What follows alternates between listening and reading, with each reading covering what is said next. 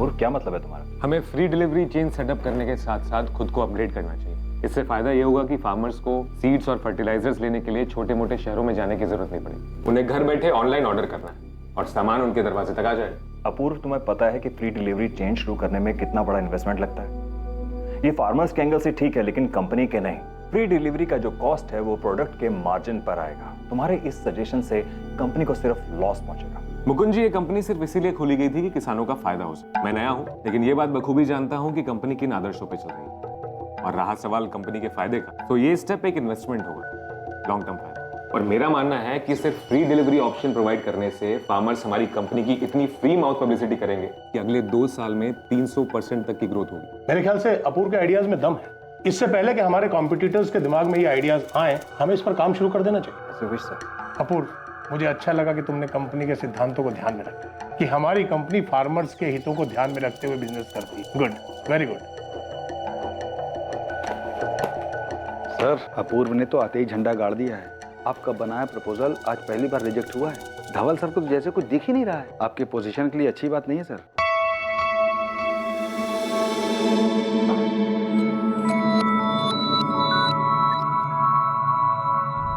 आपको वाकई मेरा आइडिया पसंद आया या फिर आपने मेरी साइड सिर्फ इसलिए ली क्योंकि मैं आपका बेटा हूँ? क्योंकि मुकुंद जी को तो आइडिया बिल्कुल पसंद नहीं आया। अपूर्व, मैंने तुम्हारे आइडिया को इसलिए सपोर्ट किया था क्योंकि वो हमारी कंपनी और हमारे फार्मर्स के लिए फायदेमंद। उस काफसे के बच्चे का काम तमाम करना है। बहुत नाक में दम कर रखा है उसने। इस बार चार्ज थोड़ा ज्यादा बैठेगा सर। बोल कितना? 10। 15 दिए, लेकिन मेरा नाम बाहर नहीं आना चाहिए। पकड़ा गया तब भी नहीं। अब बेफिक्र रहो साहब, काम भी हो जाएगा और नाम भी नहीं आएगा। ये 5 लाख एडवांस, बाकी काम होने के बाद करना। तुम तैयारी करो, डेट में बताता हूँ। यश, सो जा बच्चा। क्या हो गया? सो जा नहीं। मम्मा थक गई। यश क्यों रो रहा है? सो जाना, नींद नहीं आ रही है? हाँ, सो जाना। क्या हुआ यश? सो ही नहीं रहा है। आजा आजा बच्चा, आजा आजा मेरे पास आओ। आज पापा सुलाएंगे बच्चे को, हैं? मेरा बच्चा। चलो चलो मेरे साथ चलो। आप क्या कर रहे हो? तुम 2 रात से सोई नहीं हो, सो जाओ आराम से। चलो बच्चे, बाहर चलते हैं, आजा। भाग्यश्री, मैं सोच रहा हूँ कि अपूर्व अब तैयार है। मैं रिटायर हो जाता हूँ, वो संभाल लेगा कंपनी। हाँ बिल्कुल। तो अब आपको भी ना थोड़ा सा आराम करना चाहिए।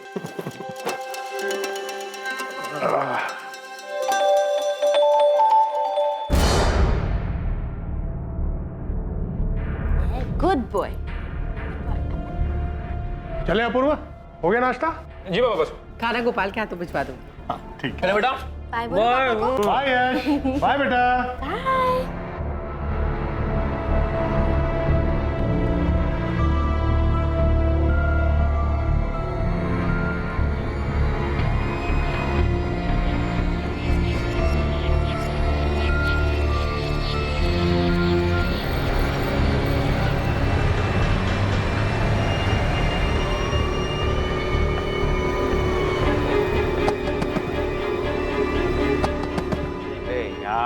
बेटा, इनकी भी मजबूरी है बेटा। पापा, ऐसे लोगों को ज्यादा बढ़ावा नहीं देना चाहिए। कोई बात नहीं। अब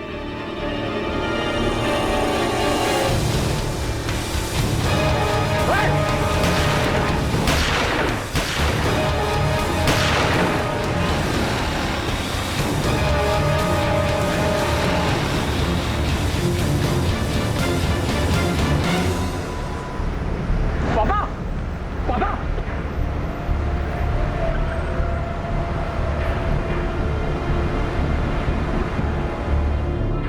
धवल काप से एक कामयाब बिजनेसमैन को दिन दहाड़े गोली मार दी गई। साफ था कि यह कोई राह चलती हत्या नहीं थी, इसे करवाया गया था। यह हत्या किसी के बुरे इरादों और मन में बैठी मैल का नतीजा था।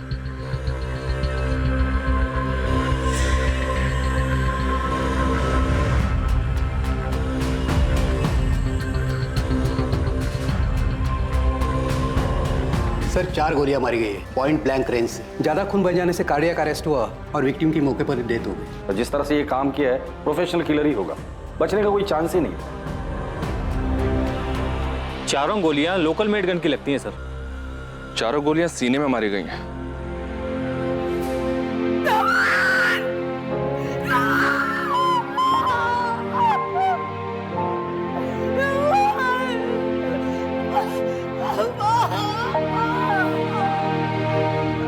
जी सर मिस्टर कापसे के मर्डर केस पर ही काम कर रहा हूं। आई नो सर, मुझे पता है कि वो एक पब्लिक फिगर थे। जी सर, कुछ भी अपडेट होता है मैं आपको बता दूंगा। जय हिंद सर।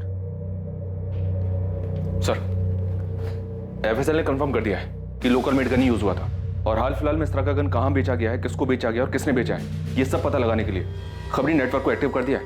ये मर्डर करवाया गया है बड़ी प्लानिंग के साथ, और ये जो कोई भी है उसे धवल कापसे का रूटीन पता था। उस सिग्नल पर कब पहुंचता है उसका अंदाजा था। या फिर घर से ही पीछा किया गया था? धवल कापसे का घर और जहां मर्डर हुआ था वो सिग्नल वाला एरिया, बाकी सीसीटीवी फुटेज चेक करो। Right sir.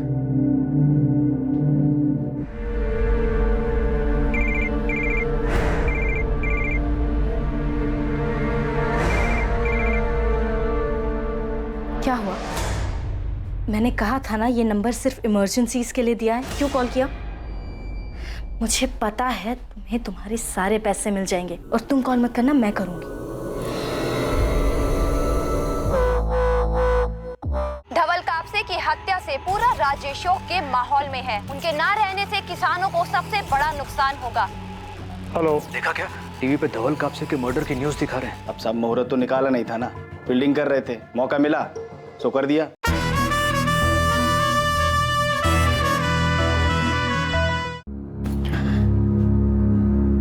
मम्मी ने दूध पिया? नहीं, सोने की कोशिश कर रही हैं। जानवी, क्या हो गया है? ऐसा लगता है जैसे कोई बुरा सपना देखा हूं। मैं छोड़ूंगा नहीं उन्हें, जिसने भी पापा को।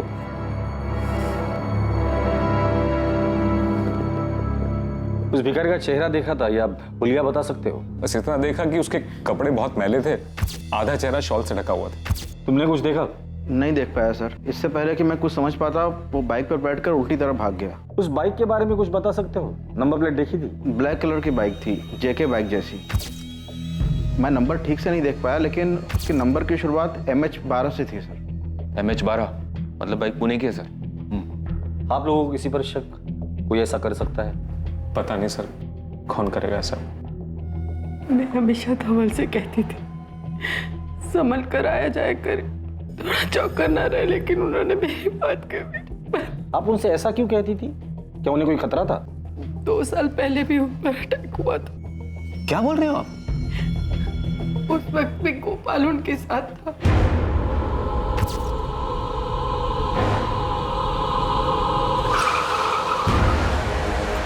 ये क्या हो रहा है? कौन है ये लोग? बाहर निकल। कौन हो तुम लोग? क्या कर रहे हो? छोड़ो मुझे। आप लोग भाई, हमने क्या गलती की है? छोड़ो मुझे। ये सिर्फ वार्निंग है, नेक्स्ट टाइम सीधा तेरे भेजे में लगेगी, समझा? चल निकल। इतनी बड़ी बात हो गई और किसी ने मुझे कुछ बताया तक नहीं। पापा नहीं चाहते थे कि तुम परेशान हो। पापा पर किसी ने हमला किया, उन्हें डराया, धमकाया, तो किसी ने पुलिस कंप्लेंट क्यों नहीं की? मैंने कहा था धवल से, उसने बड़े ऑफिसर से बात भी की थी, उन्हें पुलिस प्रोटेक्शन मिली थी। 6 महीने बाद उन्हें लगा कि सब ठीक है तो उन्होंने प्रोटेक्शन हटवा दी। आपको पता ही ये हमला किसने किया था? धवल को शक था कि इसके पीछे सारंग सिंह और संजय जगताप का हाथ हो सकता है। वो बिजनेसमैन, उन दोनों का भी सेम बिजनेस है। पर धवल जी को ऐसा क्यों लगा था कि वो हमला संजय या सारंग ने किया होगा? 2 साल पहले धवल ने महाराष्ट्र में 5 राइस मिल शुरू किए थे। उसकी वजह से संजय और सारंग को बिजनेस में बहुत लॉस हुआ था और वो दोनों बहुत नाराज थे। क्या धवल भाव, किसानों के लिए पहले ही आपने फर्टिलाइजर और मिट्टी के रेट मार्केट में कम कर रखे। आप तो अच्छा खासा कमा रहे हो, लेकिन हमारे बिजनेस में नुकसान हो रहा है। और अब ये 5 राइस मिल खोलने की क्या जरूरत थी? पैसा तुम्हारा है भाव, खोला तो खोला, और उन किसानों से इतना महंगा धान क्यों लेना? तुम्हारी वजह से कोई भी किसान अपनी फसल बेचने को तैयार नहीं है किसी और। देखो, मैंने ये बिजनेस किसानों को सपोर्ट करने के लिए ही शुरू किया। आज उनकी वजह से मेरा बिजनेस अच्छा चल रहा है, तो उन्होंने जो मुझे दिया वो मैं उन्हें वापस लौटा। लेकिन आपके दान धर्म से हमारे धंधे में नुकसान होता है, उसका क्या? हमारे लिए तो यही सही होगा कि तुम अपना बिजनेस प्लान बदलो, हमारा साथ दो, ना कि उन गरीब किसानों का। अगर मैं मना कर दूं तो? क्या तकलीफ है धवल भाव? हाँ, अगर आपको कुछ हो गया तो हमको भी फिक्र होगी। उस मीटिंग के बाद ही धवल को उन गुंडों ने धमकी दी और इस बार धमकी को अंजाम दे दिया। सर, संजय और सारंग ने करवाया होगा, वो तो पहले से इतना चढ़े हुए थे। सर, हम लोग किसानों के लिए फ्री डिलीवरी सिस्टम शुरू करने वाले थे। और ये आइडिया आप हमारे बिजनेस को नहीं पूरी इंडस्ट्री को बदल देता। तो क्या संजय और सारंग को आपके इस बिजनेस प्लान के बारे में पता था क्या? क्या आपने अपने इस प्लान को मार्केट में अनाउंस कर दिया? नहीं सर, अभी तक तो नहीं, लेकिन सर कोई तो है जिसने ये बात कंपनी में लीक की है। उस बोर्ड मीटिंग में जितने भी लोग शामिल थे, मुझे सबके डिटेल्स चाहिए।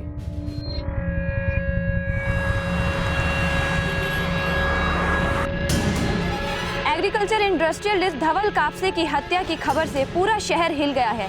जब उनकी कार पुणे शहर के संगम नगर एरिया के ट्रैफिक सिग्नल पर खड़ी थी, तभी उन्हें दिन दहाड़े गोली मार दी गई। सूत्रों के हवाले से खबर आ रही है कि गोली मारने वाला भिखारी के वेश में आया था। क्राइम ब्रांच पर केस को जल्द से जल्द सॉल्व करने का प्रेशर है। हमारे सूत्रों के अनुसार कुछ संदिग्धों के नाम भी सामने आए हैं। दिन दहाड़े हुए इस हत्याकांड से प्रशासन भी सख्ते में है। क्राइम ब्रांच पर कातिल को पकड़ने के लिए और भी ज्यादा दबाव बढ़ गए हैं। धवल कापसे की हत्या से पूरा राज्य शोक के माहौल में है। उनके ना रहने से किसानों को सबसे बड़ा नुकसान होगा, क्योंकि धवल कापसे किसानों के सबसे बड़े समर्थक और हिमायती थे।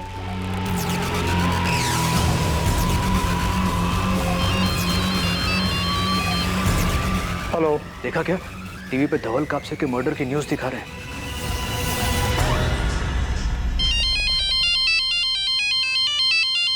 साहब आपके ही फोन का इंतजार था। काम तो कल करना था ना। अब साहब मुहूर्त तो निकाला नहीं था ना, फील्डिंग कर रहे थे, मौका मिला सो कर दिया।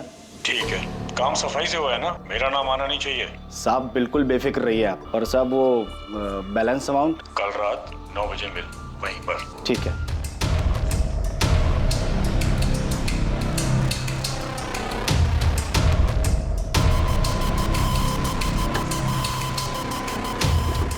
एग्रीकल्चर इंडस्ट्रियलिस्ट धवल कापसे की हत्या की खबर से पूरा शहर हिल गया है। जब उनकी कार पुणे शहर के संगम नगर एरिया के ट्रैफिक सिग्नल पर खड़ी थी, तभी उन्हें दिन दहाड़े गोली मार दी गई। सूत्रों के हवाले से खबर आ रही है कि गोली मारने वाला भिखारी के वेश में आया था। ऐसा लग रहा था कि हत्या के पीछे कई खिलाड़ी थे। इस हत्या के पीछे का मकसद एक रहस्य था, जिसका पता लगाने के लिए पुलिस को भी काफी मेहनत करनी थी। सर, एक ब्लैक बाइक मिली है। संगम सिग्नल के सीसीटीवी फुटेज में तो कुछ भी क्लियर नहीं देगा, लेकिन वहां से गोला चौक की तरफ जाते हुए रास्ते पर एक सीसीटीवी में फुटेज क्लियर मिली है। यही बाइक है सर। अगर प्रोफेशनल किलर्स हैं तो नंबर प्लेट भी फर्जी होगा सर। धवल कापसे के बिजनेस राइवल संजय और सारंग बुलाकर लेकर उन्हें बात करके देखते हैं, पता तो चल जाएगा कौन कितने पानी में है। सलाम साहब। बोल गणेश, क्या खबर है? साहब वो गन सेलर जिसने गन बेची थी वो मिल गया है। नाम क्या उसका? लक्ष्मण खुरपे नाम है सर। यही शंभूवाड़ी में रहता है, घर से ही ऑपरेट करता है।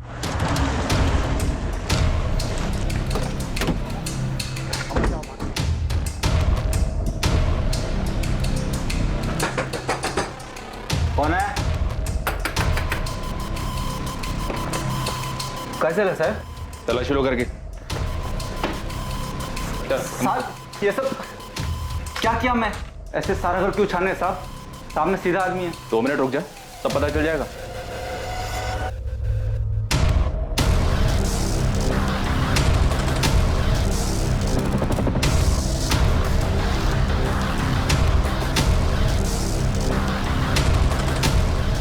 सर, ये गन मिली सब।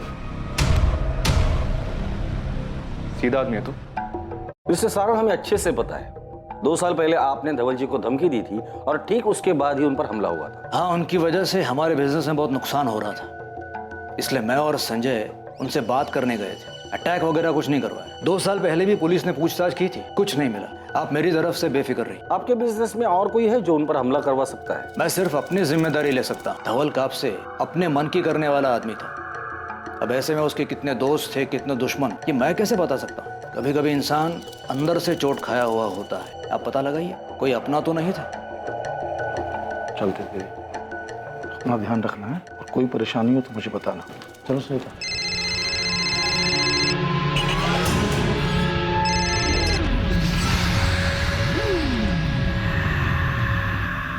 जा रहे हैं मामा जी? हाँ बेटा, ये दिल्ली की फ्लाइट है, कुछ काम है। कोई भी जरूरत हो तो मुझे फोन करना। चलो। अपूर्व, चलिए यार मैं भी चलता हूँ।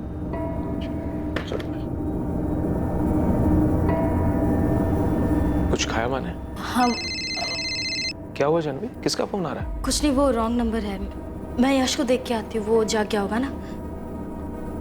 अपूर्व ने किसानों के लिए फ्री डिलीवरी सिस्टम शुरू करने के लिए एक प्लान सजेस्ट किया था सर। पूरा प्रपोजल पढ़ने के बाद मुझे मालूम चला कि सर बहुत ही ब्रिलियंट आइडिया था सर। अगर ये प्लान ऑपरेशन में आ जाता तो सर हमारी कंपनी बाकी कंपटीटर से बहुत आगे। अच्छा मोहन जी, बाहर वालों के अलावा कंपनी में कोई ऐसा है जो मनीवन धवल जी से बैर रखता हो?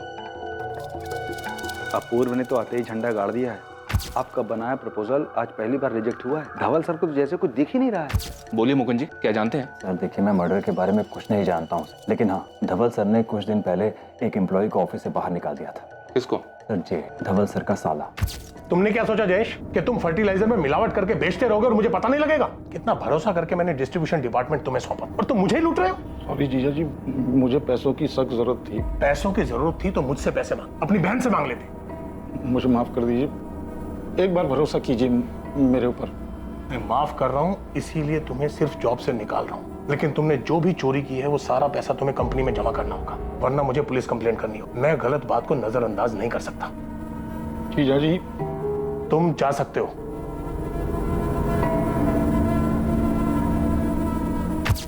क्या धवल जी की वाइफ को इसके बारे में पता है? मुझे नहीं पता, लेकिन धवल सर ने मुझे बोला था कि मैं किसी को भी जयेश को निकाले जाने की वजह नहीं बता।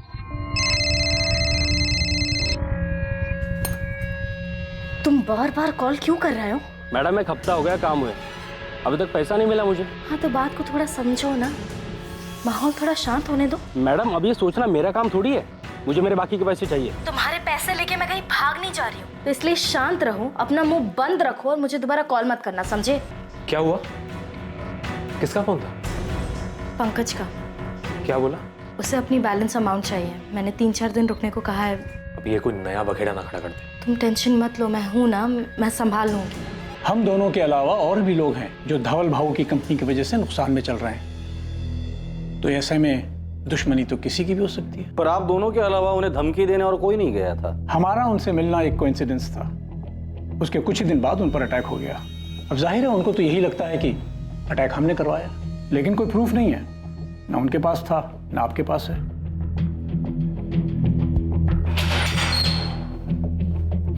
चलो और बताता साहब, मैं गन बेचता है, मध्य प्रदेश से माल उठाकर यहाँ पूना में बेचता है। सप्लायर कौन है तेरा? पता नहीं, मैं तो मिडिल मैन से लेता है, उसका नंबर है मेरे पास। पिछले 1 महीने में पूना में तूने कितने गन बेचे हैं और किस किस को बेचे हैं? सब बोल। पिछले महीने 2 लोगों ने लिया है। नाम बोल। मोहम्मद इरफान और प्रकाश सुरवे। बाकी डिटेल्स जल्दी बोल लक्ष्मण, बोल। सर, जिस बाइक पर शूटर भागे थे उस बाइक के ओनर का पता चल गया, किसी सुबोध मंडल के नाम पर है। एड्रेस मिला? जी हाँ सर, उसके घर एक टीम भेज दी मैंने। गुड। और ये गन सेलर लक्ष्मण, उसने कुछ कहा? उसने 2 लोगों का नाम बताया सर। नहीं, कुछ भी छूटना नहीं चाहिए। पॉसिबिलिटी है कि ये लक्ष्मण इसी मर्डर केस से कनेक्टेड हो। और सर, ये धवल जी का साला जयेश, इसको धवल जी ने 6 महीने पहले काम से निकाला था। ये कंपनी में घोटाला कर रहा था, लेकिन इस बात को अंदर ही अंदर दबा दिया गया था। जयेश को बोलो, बात करते। वो अभी दिल्ली में है सर, परसों पुणे आ रहा है, मैंने बुलाया उसे। एक काम करो, धवल जी के फैमिली मेंबर्स के सबके कॉल डिटेल्स निकालो, शायद वहीं से हमें कुछ मिल जाए। Right sir. सर, ये बाइक के मालिक सुबोध भावे। MH12AF145H बाइक तुम्हारी है? हाँ साहब। ये बाइक एक मर्डर में इस्तेमाल हुई है। सच सच बता, क्या किया तूने? क्या बात कर रहे हैं साहब, पिछले महीने मेरी बाइक चोरी हो गई थी, मैंने कंप्लेन भी किया था। कौन से पुलिस स्टेशन में? MS नगर पुलिस स्टेशन।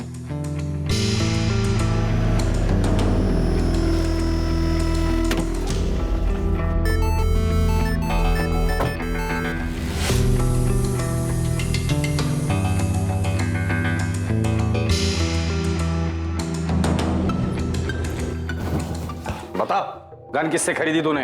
लक्ष्मण नाम है सर उसका। उसी गन से मर्डर किया ना? नहीं सर, वो गन तो जैसे लिया था वैसे रखी है सर। झूठ मत बोल, लक्ष्मण ने हमें तेरे बारे में सब कुछ बता दिया है। चल बोल। सर मैंने कुछ नहीं किया सर, मैं अपने दोस्तों को दिखाने के लिए रखा था वो गन। क्या बकवास कर रहा है? मुझे फट्टू फट्टू बोलते थे और मुझे बोलते थे कि तू डरपोक है, तू कभी गन नहीं पकड़ सकता। इल्लीगल गन खरीदने को तू खेल समझता है? मुझसे गलती हो गई, मुझे माफ कर दीजिए सर, मैं अपने दोस्तों के बहकावे में आ गया। गन क्यों खरीदी थी? अब बेफिक्र रहो साहब, काम भी हो जाएगा और नाम भी नहीं आएगा। ये 5 लाख एडवांस। बता दे, वरना मुंह खोलने के और भी तरीके आते हैं मुझे। साहब मुझे नहीं, मेरे दोस्त को चाहिए था, उसके बोलने पर ही मैंने लिया था, फिर बाद में उसने लेने से मना कर दिया। साहब अभी भी वो गन मेरे पास ही है। तो उसका नाम बोल, नाम बोल, नंबर दे उसका। क्या सोच रहा है? किसका नाम बताओ? हाँ, या याद नहीं आ रहा है तुझे? दे परा, धवल कापसे को क्यों मारा? किसने सुपारी दी थी? कौन धवल कापसे? सर मैंने किसी को नहीं मारा सर। तो गन क्या अपने बारात में फायर करने के लिए खरीदा था? मैं परेशान हो गया था अपने हालात से। मजदूरी का काम कर करके इतना पसीना बहाने के बाद सिर्फ चिल्लर ही मिलता था, इसलिए मैंने गन खरीदा। सोचा कि बैंक लूट लेता हूँ, कम से कम जिंदगी भर पैसों की तकलीफ तो नहीं होगी। साहब मैं सच बोल रहा हूँ, मैंने किसी को नहीं मारा। आपको जो 6 गोली मिली थी ना मेरे घर पे, वो सब मैंने लक्ष्मण से खरीदा था। और सब वो सामान अभी भी वैसा का वैसा ही है, एक भी गोली नहीं चली उस बंदूक से।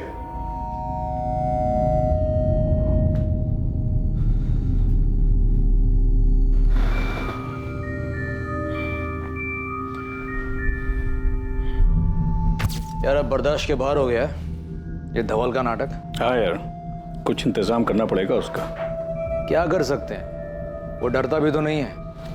इस बार धमकी नहीं, सीधे गोली देंगे, असली वाली बुलेट। चढ़ गई है क्या? समझ में आ रहा है क्या बोल रहे हो? हम ऐसा कुछ नहीं करेंगे। मैं उसको डराने की बात कर रहा हूँ, जान से मारने के लिए नहीं। 2-4 गुंडों को हायर करेंगे और उनसे कहेंगे कि गोली धवल के कान के पास चलनी चाहिए। उसको भी तो डर का एहसास हो, हमारे बिना कहे वो हमारी बात भी समझ जाएगा और फिर उसके बाद वो हमें सीरियसली भी लेगा। छोड़ दे! ये सिर्फ वार्निंग है, नेक्स्ट टाइम सीधा तेरे भेजे में लगेगी, समझा? सर हमने इरफान और प्रकाश दोनों की खरीदी हुई गन और बुलेट सीज कर एफएसएल को भेज दी थी, पर एफएसएल की रिपोर्ट के हिसाब से दोनों ही गन इस्तेमाल नहीं हुई है और बुलेट्स भी वैसी ही हैं। मैंने इरफान का बैकग्राउंड भी चेक किया सर, शक्कर ने जैसा कुछ मिला नहीं। इंसिडेंट के वक्त भी वो संगम नगर सिग्नल पर नहीं था। और वो दूसरा प्रकाश, उस पर लड़ाई झगड़ा करने और ज्वेलरी चुराने के कुछ केसेस तो हैं, पर अभी तक कुछ भी साबित नहीं हुआ है।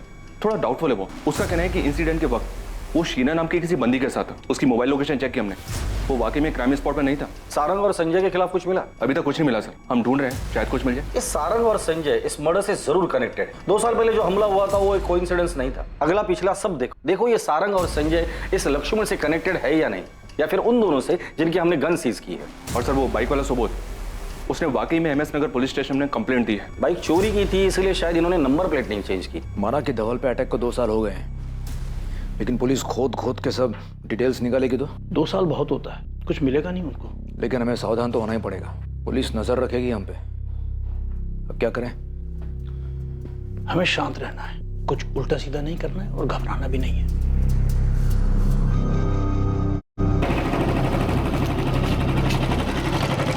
बोल गणेश, क्या खबर है तेरे पास? बहुत बड़ी खबर है सर, मेरी टीम ने ना जमकर काम किया है। खबर काम किया ना, तो इनाम भी पूरी टीम को मिलेगा। चल बता। सर सबसे पहली खबर, धवल का साला जयेश, वो घर का भेदी निकला।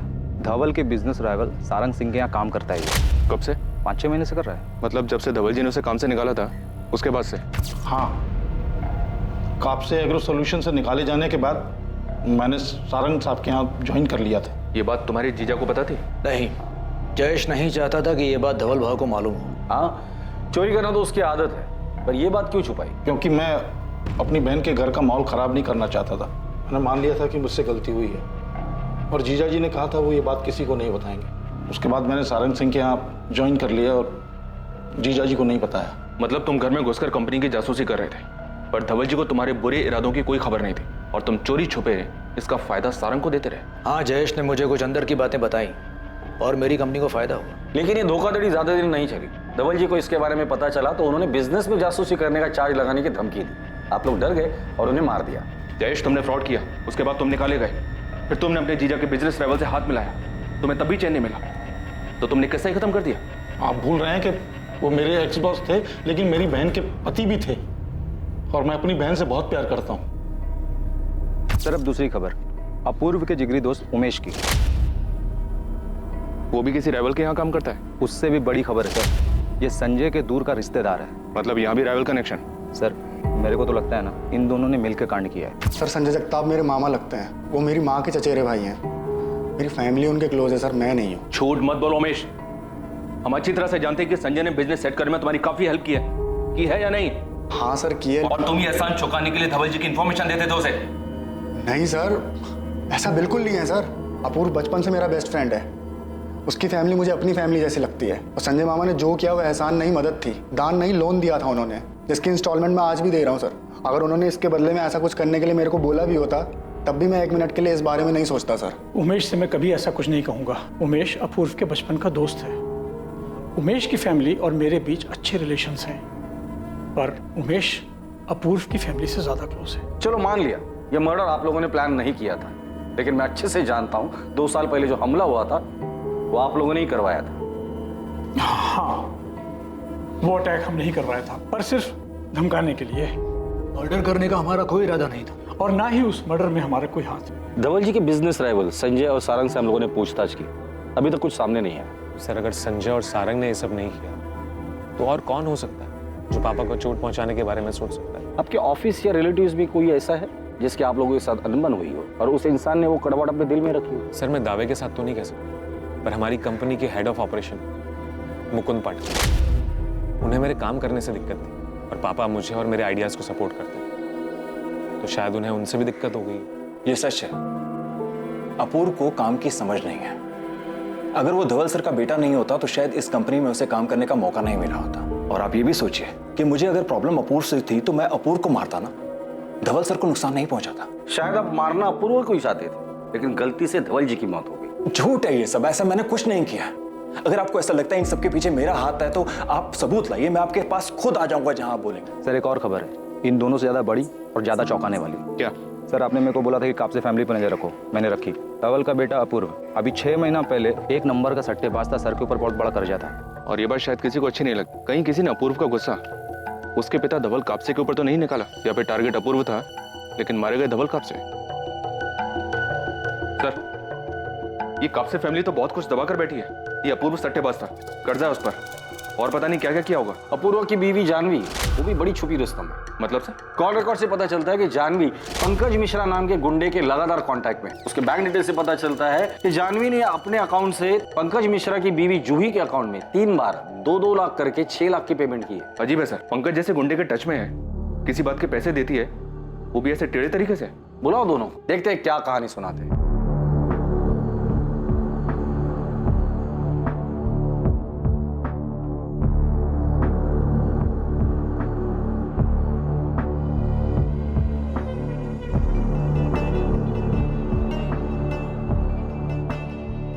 अपूर्व मैं घुमा फिरा कर बात नहीं करूंगा। मैं तुम्हारे बेटिंग, गैम्बलिंग और कर्जों के बारे में जानता हूं, इसलिए सीधे सीधे बता दे अपने पापा को क्यों मरवाया।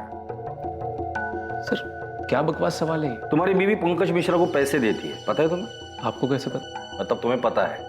हाँ मैं पंकज को जानता हूँ, पर मैंने उसे किसी और को किडनैप करने को कहा था। किडनैप? किसे किडनैप करवाया तूने? करण शिंदे नाम है उसका, उसकी बीवी को, ताकि करण डर जाए। ये करण कौन है? कोई नाम का जर्नलिस्ट है, किसी लोकल न्यूज चैनल के लिए काम करता है। उसकी वाइफ को किडनैप क्यों करवाया? वो अपूर्व को ब्लैकमेल कर रहा था। क्या बोल रही हो तुम? ब्लैकमेल किस बात के लिए? सर उसके पास मेरा एक वीडियो था एस्कॉर्ट गर्ल के साथ, और वो उसे ऑनलाइन करने की धमकी दे रहा था। मैंने बहुत मिन्नतें की सर उससे, पर वो मान ही नहीं रहा था। पैसे चाहिए थे सर उसे। तो पुलिस के पास क्यों नहीं गए? और मैटर खुद को ही सेटल करना था तो दे देते पैसे। सर मैं तैयार था, पर वो 10 करोड़ रुपए मांग रहा था। कहाँ से लाता सर 10 करोड़? और अगर दे भी देता तो उसका क्या भरोसा, डबल क्रॉस कर जाता तो उसे डराने के लिए तुमने गुंडे को हायर किया? हाँ सर, पंकज ने जर्नलिस्ट की वाइफ को किडनैप किया और जर्नलिस्ट को ब्लैकमेल करने लगा। मैंने अपने स्टिंग वीडियोस के सारे ओरिजिनल कॉपीज ले ली। तुम्हारी बीवी भी इन्वॉल्व है? जिस आदमी ने करण की वाइफ को किडनैप किया वो मेरे मायके में ड्राइवर था। इस काम के लिए मैंने ही बात की थी उससे। तो मतलब अपूर्व एस्कॉर्ट्स के कांटेक्ट में है, ये बात तुम्हें पता थी? मैं जानती थी, नाराज थी और अपूर्व को छोड़ना भी चाहती थी, मगर फिर अपूर्व ने मुझसे वादा किया कि वो ये सारे गंदे काम, ये जुआ, दूसरी औरतें, ये सब छोड़ देगा। मैंने उसे माफ किया, बदलने का एक मौका दिया और वो बदला भी। मगर फिर 6 महीने बाद मुझे ये वीडियो मिला, किसी नाराज जर्नलिस्ट ने भेजा था। अपूर्व क्या है ये? क्या है ये? तुमने यश की कसम खाई थी कि तुम ये सब छोड़ चुके हो। अब तक अच्छाई का मुखौटा लगा के रखा था तुमने। जानवी मेरा यकीन करो, मैं सच में बदल गया।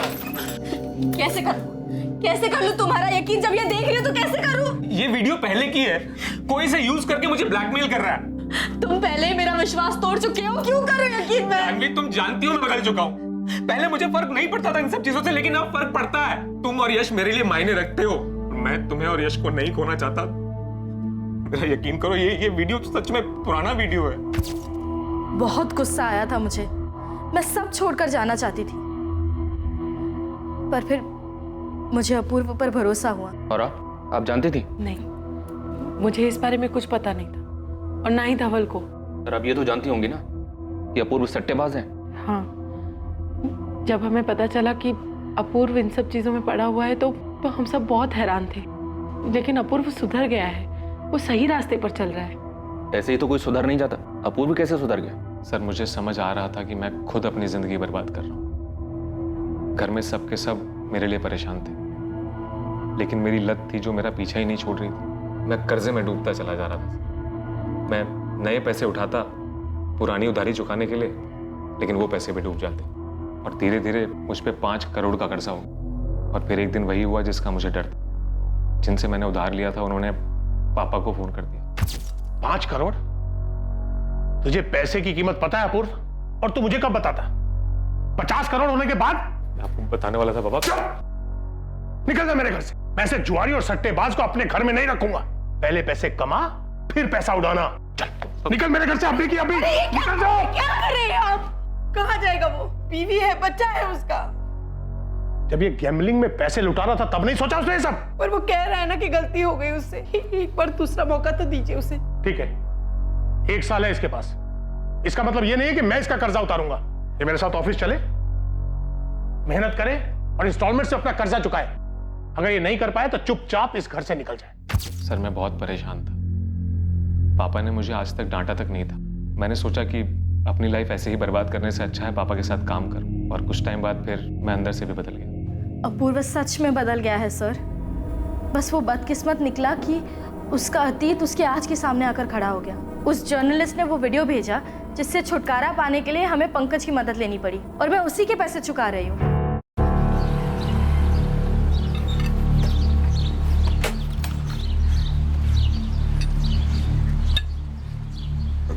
गणेश भाई। अरे नीलेश, वो ब्लैक जेके बाइक का कुछ पता चला क्या? अभी तक नहीं भाई। पुणे के सारे डीलर से बात हो चुकी है, पर किसी को पता नहीं उस बाइक के बारे में। पक्का? तूने तसल्ली कर ली हर जगह? हाँ भाई, एक काम करता हूँ, फिर से दोबारा से पूछ लेता हूँ लोगों से। देख ले, क्या पता तेरे से कुछ छूट गया हो। नीलेश एक बात बता, ये चोरी की गाड़ियाँ तो तेरे पास भी आती है ना? तू भी तो डील करता है ना? तो कहना क्या चाह रहा भाई? ये सब काम करना मैंने कब का छोड़ दिया है। 6 महीने हो गए उससे दूर होकर। अच्छा ठीक है, नाराज क्यों हो रहा है? जा सुन, काम मत छोड़, ढूंढता रहे, ठीक है? चल। सर एक बड़ा ब्रेक मिला है। क्या? शूटर और मास्टरमाइंड के बीच का लिंक मिला है। कहां से? कौन है वो? सर गणेश ने टिप दी कि संजय और सारंग शाइनिंग मून बार में अक्सर मिलते हैं, तो मैंने वहां के अंदर के सीसीटीवी फुटेजेस निकलवाए, वहीं से पता चला।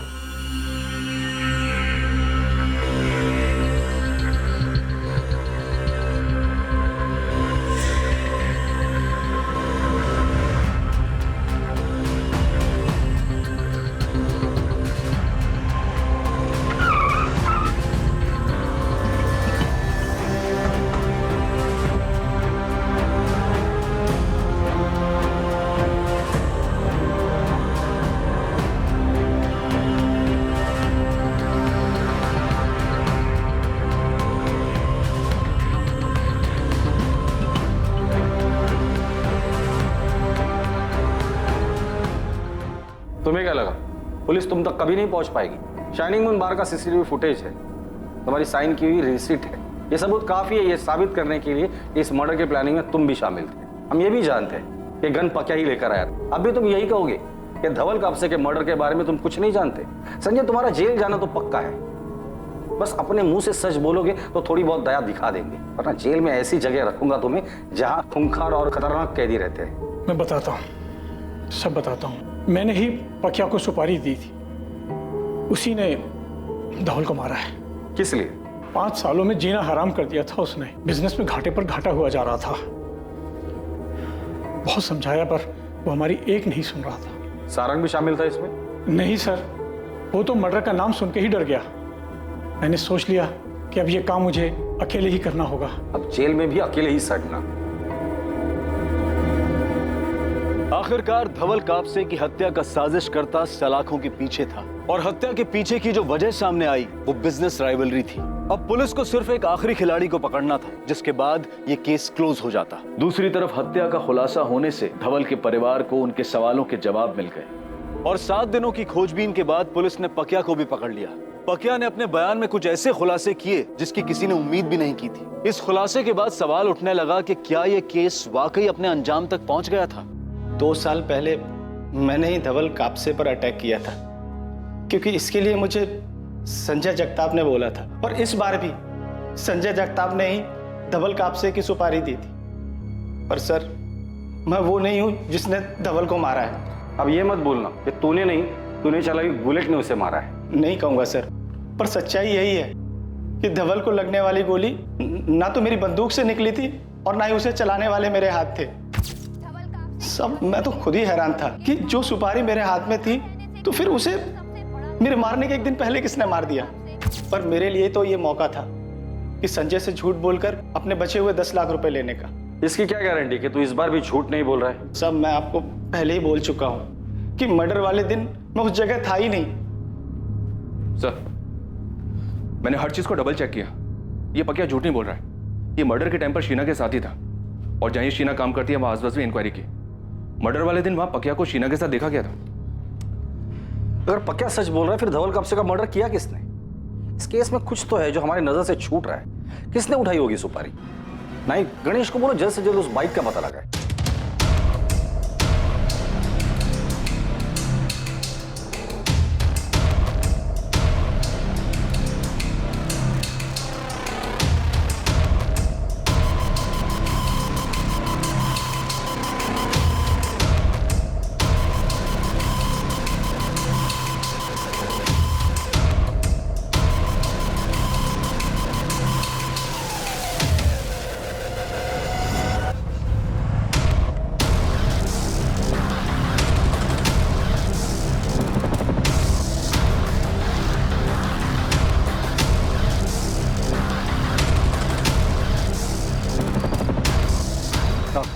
क्या रे, इतनी क्या खाई पड़ी तेरे को जो लगातार फोन कर रहा था? मुझे सही कीमत नहीं मिली साहब, सिर्फ 2 लाख मिली मुझे, जबकि आपने गगन को 20 लाख दिए थे। तो उसमें मैं क्या करूं?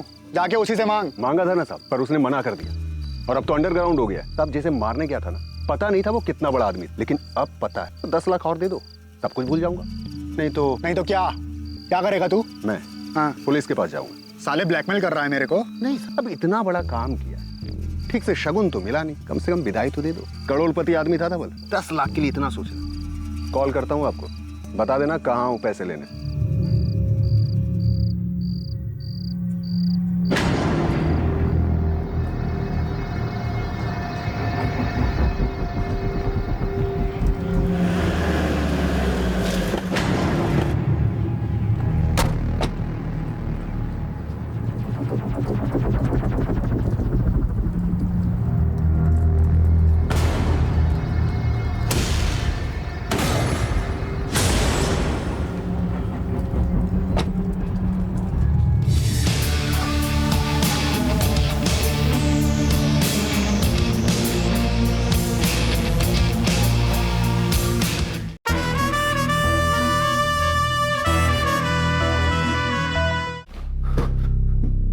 मैं उमेश को तो जानता ही नहीं साहब, गगन ने मुझे कांटेक्ट दिया था। कौन गगन? हिस्ट्री शीटर था साहब, उससे दोस्ती थी मेरी। धवल कापसे की सुपारी भी उसी ने उठा था। उस वक्त तो मुझे पता भी नहीं था कि हम किसे मारने जा रहे हैं, लेकिन बाद में जब टीवी पर न्यूज देखा तब जाकर मुझे समझ में आया कि गगन को इस सुपारी के ढेर सारे पैसे मिले, लेकिन मुझे वो 2 लाख में टरका दिया। मैंने उससे पूछा भी, तू ठीक नहीं कर रहा है गगन, मुझे मालूम है कम से कम तूने 15-20 पेटी उठाया होगा, मैं सिर्फ 5 मांग रहा हूं। देख, मेरे को जो देने का था वो मैंने दे दिया। वैसे भी मर्डर मैंने किया था, तू तो सिर्फ बाइक पे बैठा था, समझा? मैं साथ में नहीं था क्या? अब ये सब बात छोड़ो, सीधे सीधे मुझे पैसे दो, नहीं तो मैं सीधा जा रहा हूं पुलिस के पास। जा, तेरे को क्या लगता? वो तेरी आरती उतारेंगे, पहले तो तेरे को अंदर लेंगे, अच्छी खातिरदारी करेंगे। आज के बाद से तो मैं अंडरग्राउंड हो रहा हूँ, फिर किसी का बाप भी मेरे को ढूंढ नहीं पाएगा। उसके बाद वो गगन ने नीलेश को मेरा नंबर दे दिया और वो पैसों के लिए हाथ धोकर मेरे पीछे पड़ गया सर। इससे पहले भी मैंने सेटलमेंट्स वाले छोटे मोटे काम कराए हैं सर उससे। तो सर इस बार भी मैंने उसी को बोला।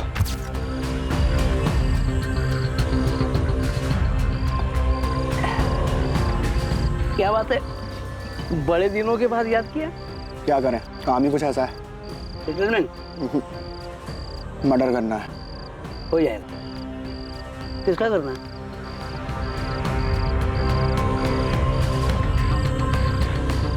अरे ये वो बड़ा बिजनेसमैन धवल कब से है ना, बड़ी मछली है, मेहनत भी बहुत करनी पड़ेगी और रुपया भी ज्यादा। कितना चाहिए?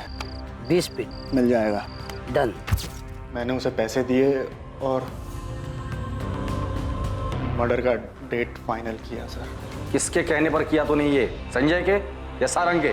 सर ये मैंने लालच में आकर किया सर।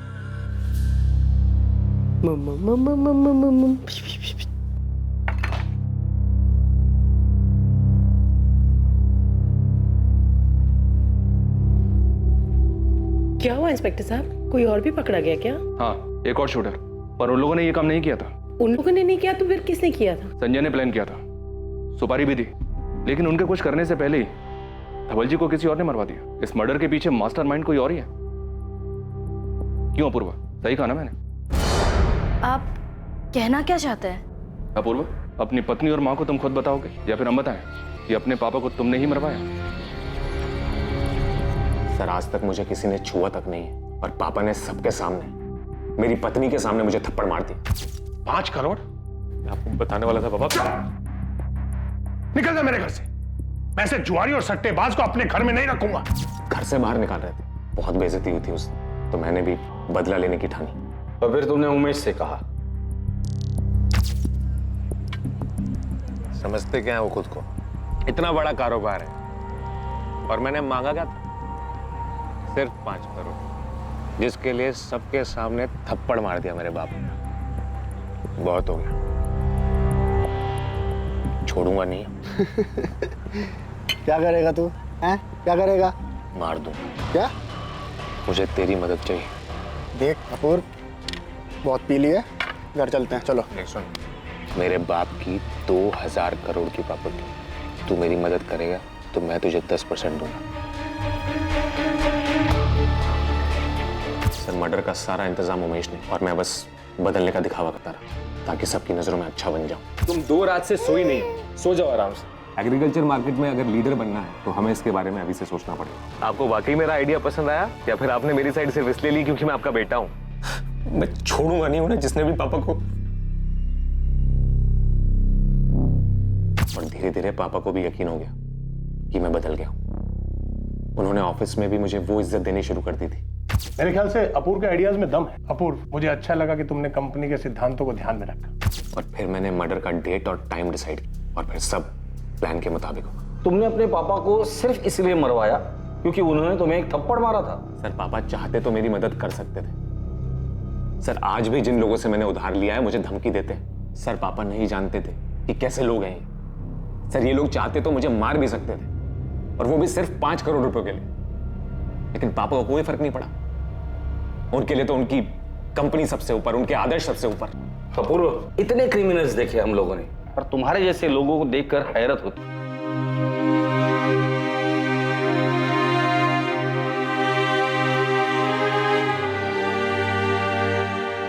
धवल इंसान पहचानते थे। उन्होंने हमेशा कहा कि अपूर्व भरोसे के लायक नहीं, उससे कोई उम्मीद न रखो, लेकिन माँ का दिल है ना, मानता ही नहीं।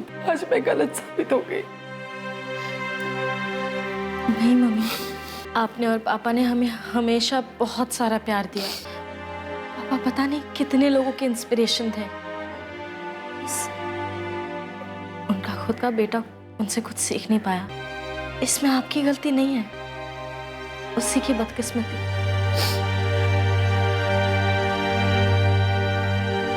अपूर्वा, उमेश, नीलेश और गगन को आईपीसी की धारा 302 के तहत हत्या के लिए और आईपीसी की धारा 120 के तहत आपराधिक षड्यंत्र के साथ साथ आर्म्स एक्ट की धाराओं के तहत भी बुक किया गया है। अपूर्वा के परिवार के लिए विश्वास करना काफी मुश्किल है कि अपूर्वा ने ही ये सारी साजिश रची और अपने पिता की हत्या करवाई।